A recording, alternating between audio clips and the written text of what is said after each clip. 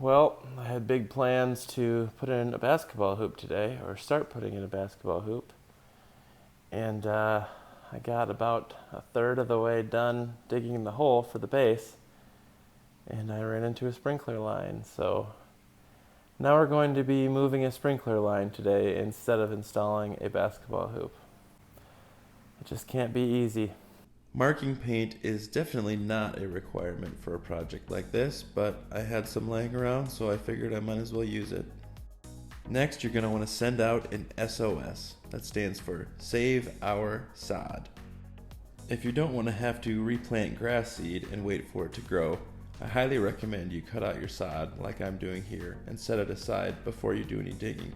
That way, when your project is done and your holes are filled back in, you can simply replace the grass, and it should take just fine in a couple of weeks.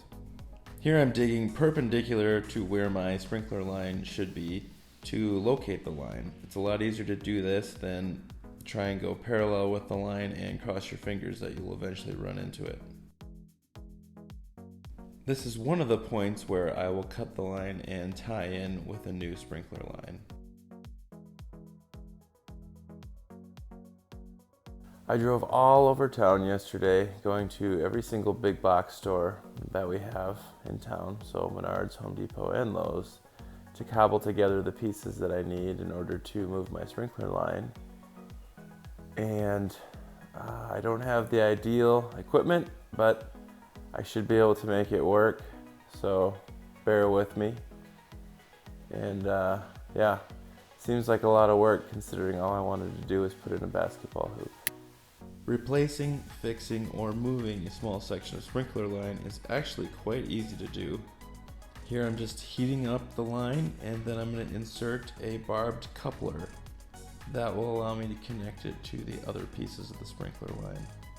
For a little added security, I'm also going to be putting in a clamping ring on both sides of my connection.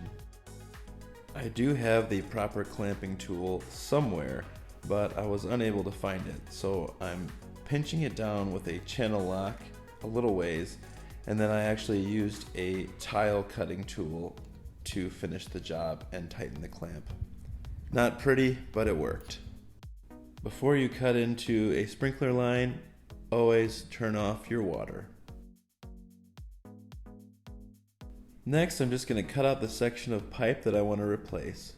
They do make a special pipe cutting tool for this, but a utility knife gets the job done too.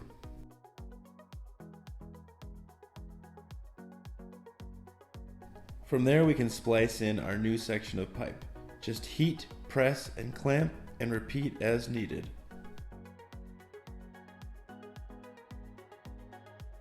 Unfortunately, I had to repeat this process a few more times than I would have liked because I couldn't get my hands on an entire roll of pipe and I could only buy it in 5-foot sections.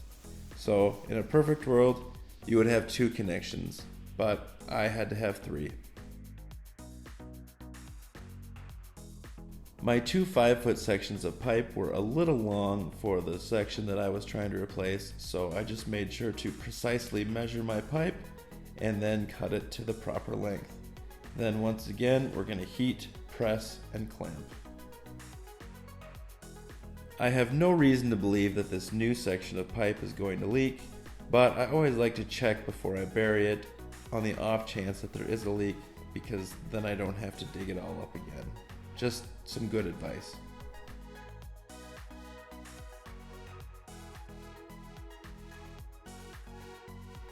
Everything looks good, so I think we are ready to bury the pipe and replace the sod, and then get back to the basketball hoop project.